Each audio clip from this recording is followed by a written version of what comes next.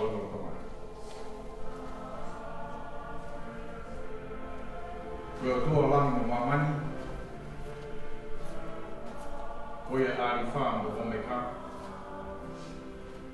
Koe a kamata ngā mo e ngata.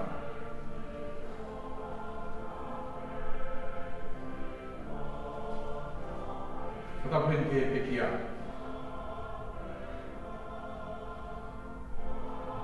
Te mareti nā kuhi momo kupu kai no mani. Whatapen ke o ngata mua. E tuku mua ke awata whatapun o eiki hamata puri. Kau taki lotu.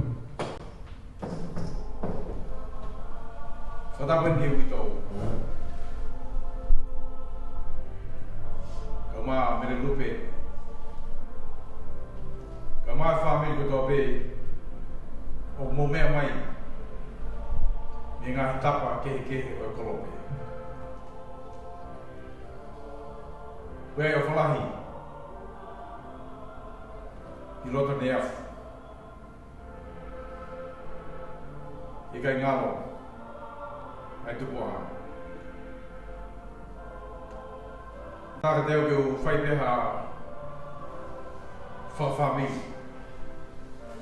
Pea koe whawhamiri, koe whiawhiri. Koe whiawhipe o e whawhamiri. Toki a tā, ai ngahi whai lotu, a popongo. Ka tupe ke whawhungai atu ai Rocky whai lotu, kua wis Larry Jason ki o. Whai whikau, ai peki a.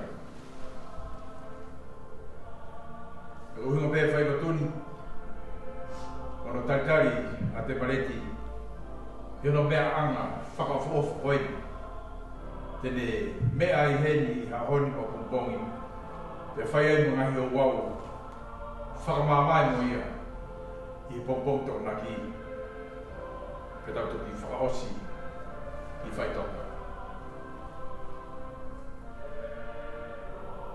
Koe te mareti.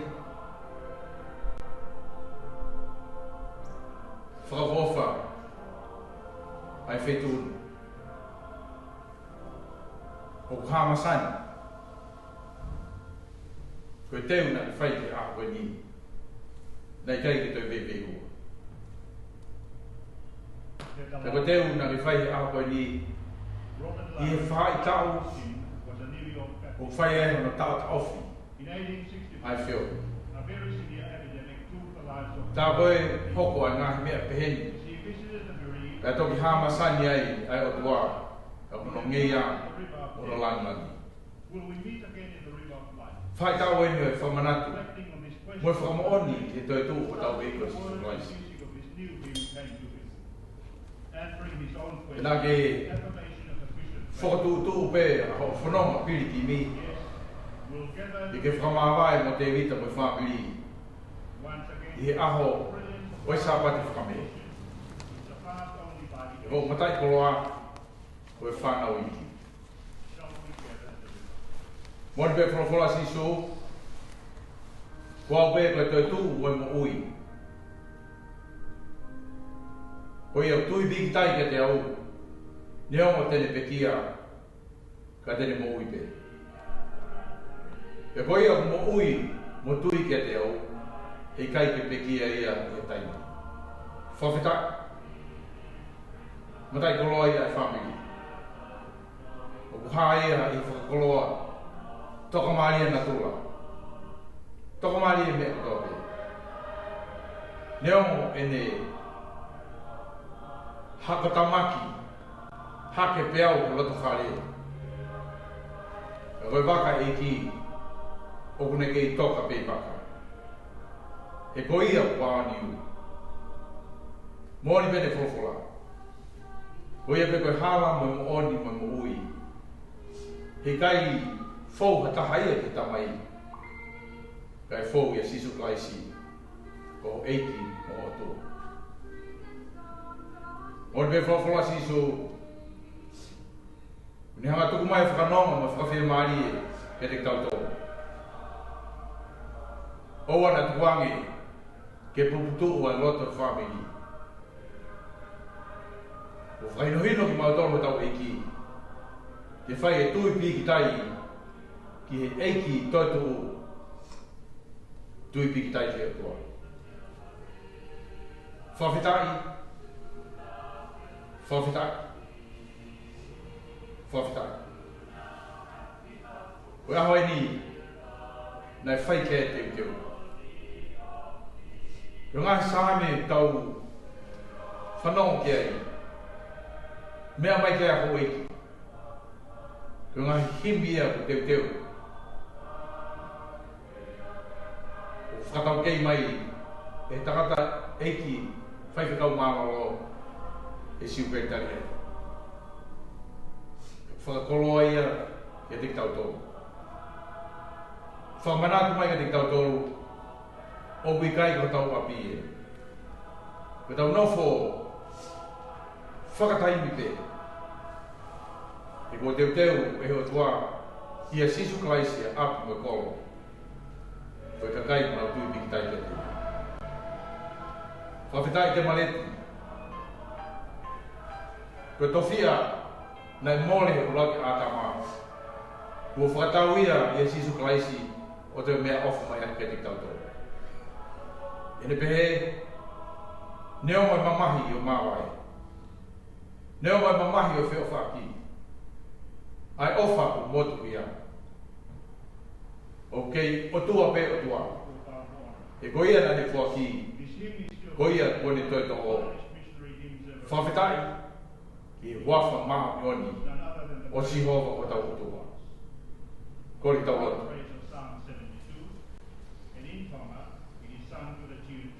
O tua mafi.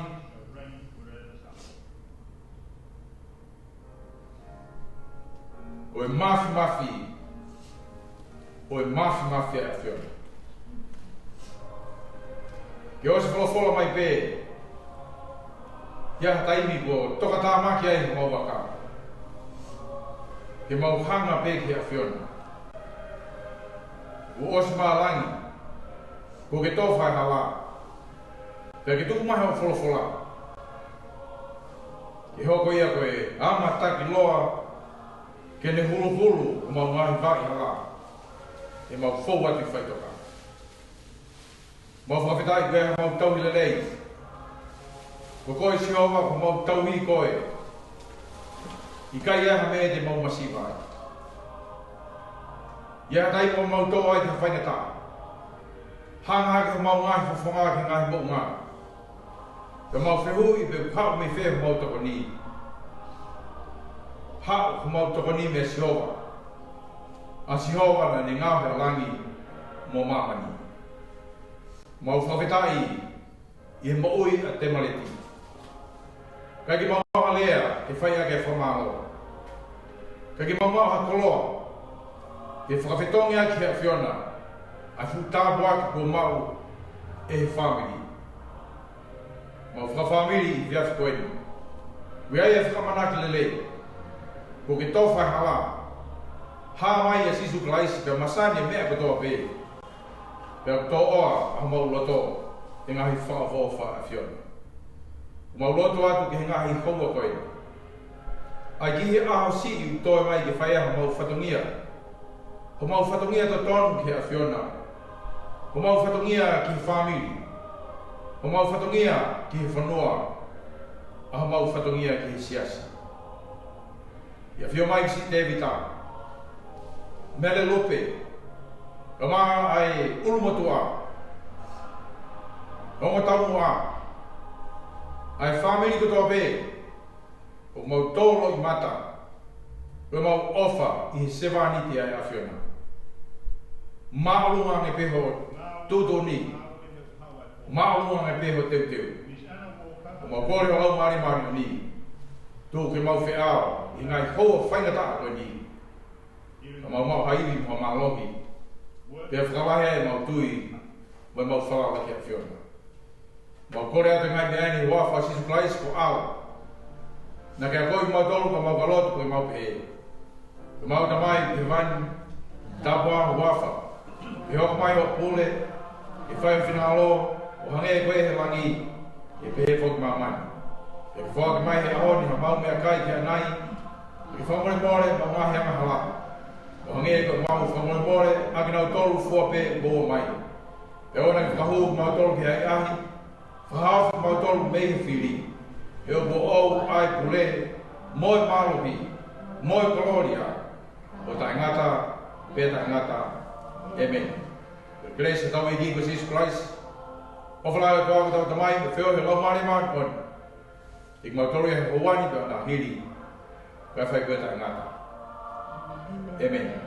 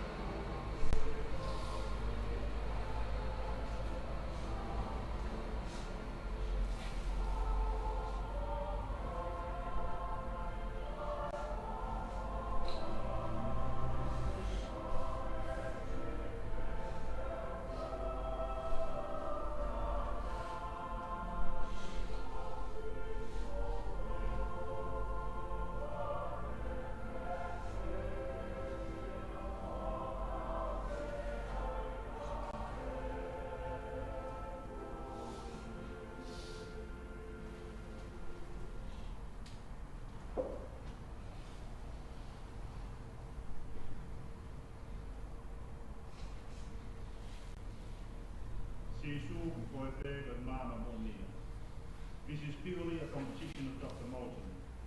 Speaking of Jesus as the only true light of the world.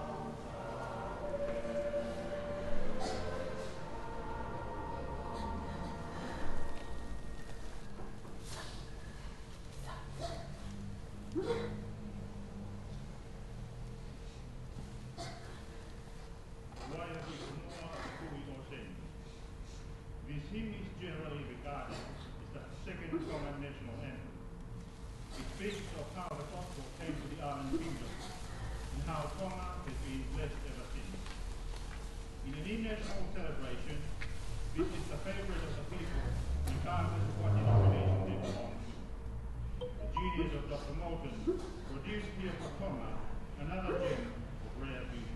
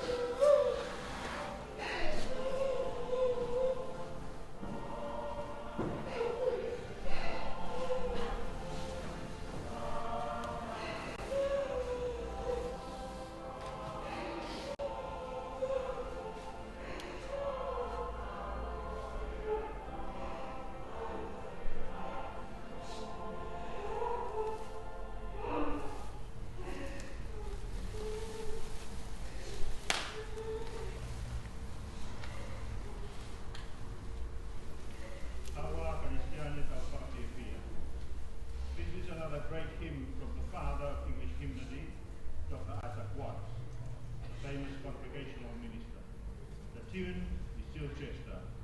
Come ye that love the Lord.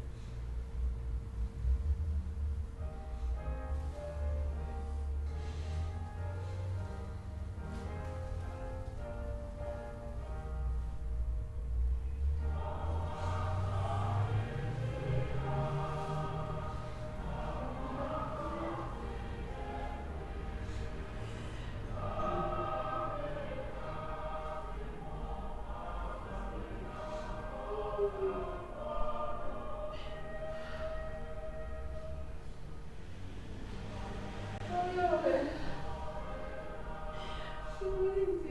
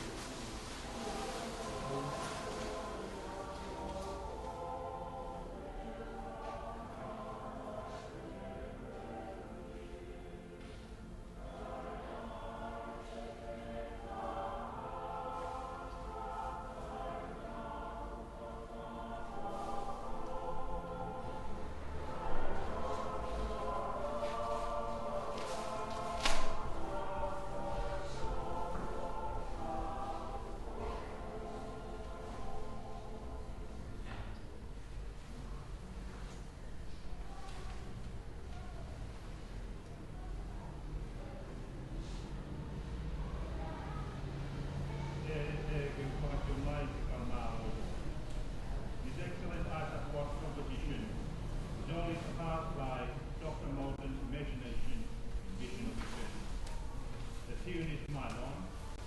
Give me the wings of faith to rise within the veil and see.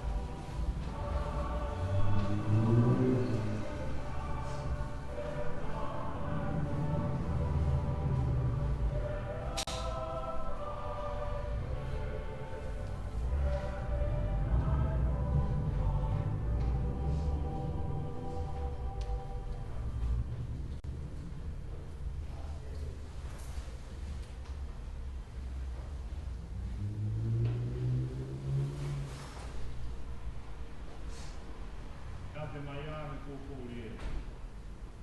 Henry Francis Light, the author of the all-time favourite, was an Irish Anglican clergyman. The tune, Eventide, was composed by the brilliant London church organist William Henry Monk. Abide with me, part 4, the Eventide.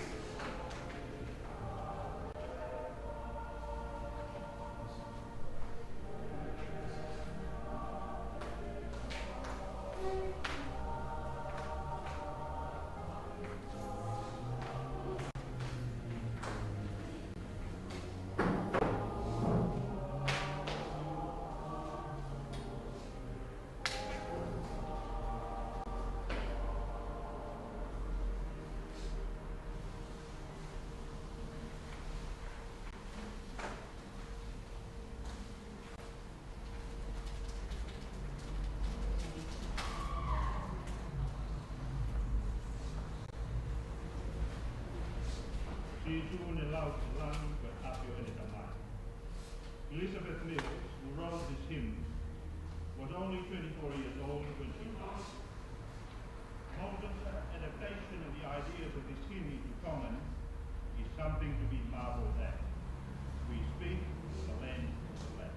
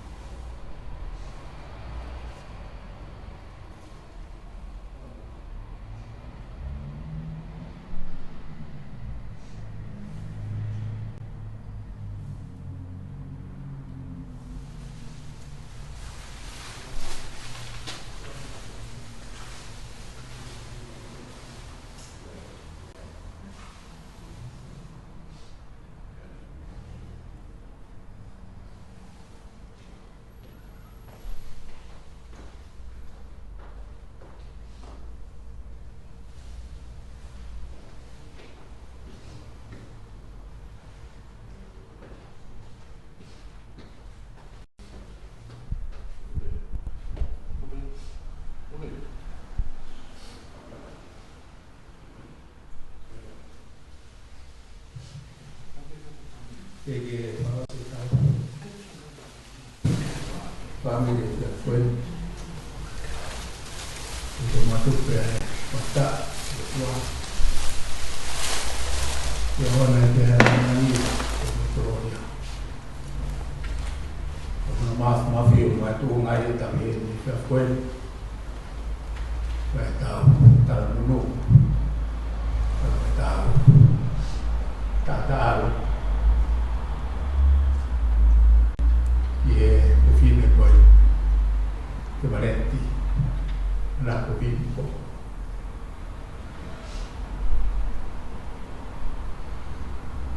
kita bangga pada awik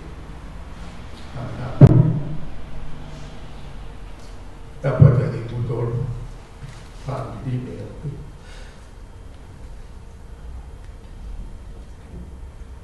dan kefau lagi itu dapat dalu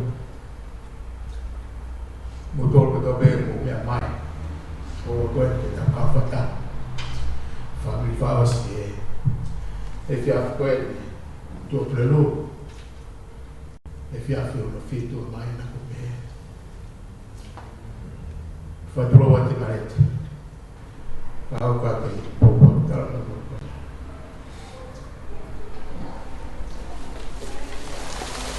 a usare l'insera che fa molto da questo usare per lavoro per fare sapendo quale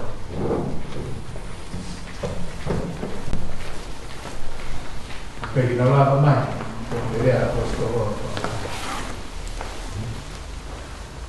vai tu a kita tolo kita filmata kita qua kita to begini apa fakta balik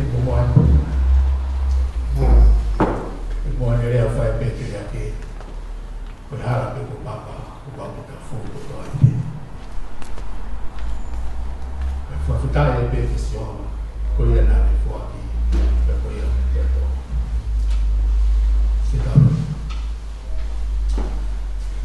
tua ma tu lo io ho poi non fu apa la fiona tua fiona che tome manam e tu anche e matam tu tap da fiona io no bua tu ma lì vai to ga fiona na ma poi e mo ne le fa apostolo o ya ve il kilo al colore mo porto mo la fiona e non hai tanti ma fa totolo mai forma per ma pure Bila tak pernah dia dia don pemo dia fiona ka tu tom tamai ni me ka to pe na fo mai ni ko afio ya ei yo afio me ka to pe ke ai afio na pe ai ko ya no la o ta na ta ta ta ko ma ba afio na ko tua pe ma tamai o fo la mai algo su para si heng poulati ni alke tamai to ko tamai fakakawan ni motor buone apostolo e ko motor pe ka fa he motor pe mi fonua o israeli pe ka neka mau ka mata kita la fa e pe ka ta he pe ka ta pe ki motor maman ko ni ka ma tuan kau tak amanat lele motor kai taramai kai sisu Christ di ona pon ku kau di motor i fa ta pe afona fa ku hiti di motor pe me ava kita fa ava pe me mate di mo wi o ma tu me a ku sisu Christ fa lo to la hiti motor di ho pe kia pe mo to tu tak kai ko motor di no fo fai toka tala mai ko no fo kai kai a te ki to fo ki mai a motor e koe api po ke teu o fina ngalo ke mau iai fo pe mo mato whakatai api a whiona ke whine koe na whanga patai ke whaine teu ke mo ui ke tau ke mena whoke e nani ka noa whorokora tau e whanga furu whanonga hasilene i e toa wha tau lahi pe ke teu ke tau e mo ui mena whoke e nani tala mai ko toa toko ua pena i toe ki hu ki kena. Whawhata aho koe no kau whamohon tata aro mai ki whina koe ko tau e koe kai whewhe e koe awhiona na koanga no taimi na ni ngawe aangaki e ne mo'i e ne osi nea e ai whia pehen e ai aho pehen e koe ko eni ho mau api ko mau hit teni o fai ko fai pe ya ta ko api ta mai api o ke fai ha mama ka hare o tan o ya we ta ko api o fia fio ta mata ta mo mau ko tua fa ka ya ke fio to ma fa fa fai ma mari e fia ko en ma ka ka mo u to ka ma si lu pe fa hu ka pe ke to fa mi ma fa on pe ke o fa yo ka ya mau ka ma ta e fono ma ko ne le fa mo ses mo ai singeli ko ka tu no a pe ki ma to ko a fiona pe na ke fa e ta ko ka pa ko a fiona na fa e ta ko ha pe ki ma to ko ne ka fa ta pe pe ko e to tai mo le a me tai ki ma fa a ko to pe ki mo ho ko pe a fiona e mo tua pe ke lan ia pe a fiona e ma pe a to pe ko tua mo fa fita ya fiona fai na mari e fefi to e a pompongi ka be a to na ki e te fa ga heka e ne fola to lo to be ya fiona e to ka mana ga be to pe to ka be ali lo ya no to e te ma to ta ko mai ki ta ta ma mai wa ga e fefi ne ko e mo ne ya o ku ha be ai a ka yo no fuwa pe mo ne le fai te aquí ko hingoa lere funganya ke ya funganya ngai hingoa lere ye ave mo ave pe kia ye ave fana ki fafta ya pia fiona to ma fa mari be to pe ko i pe bola ma tu to pe fin fa ko ma to ma lo ko fa pe ke pong fa fa ngai ya mo e whawhita ia pe ai wafa maari o nea. Krese tau e piko sisu klaisi me ofa lai o tua pe tau tamai whio e lau maari maari ona. Nok mawa i pe ho wha i tau e ngalu pe ka te ke whahu me whamiri honu katoa me o pe e mo matori i whawhin pe una i ka whai pe ka nata. Te me.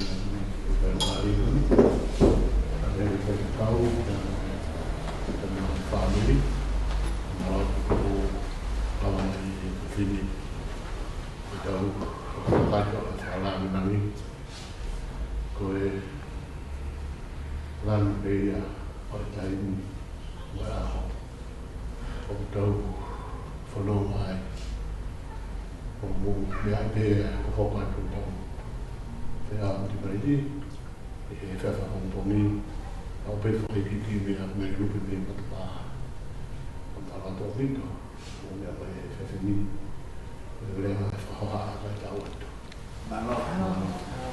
Baik, baik.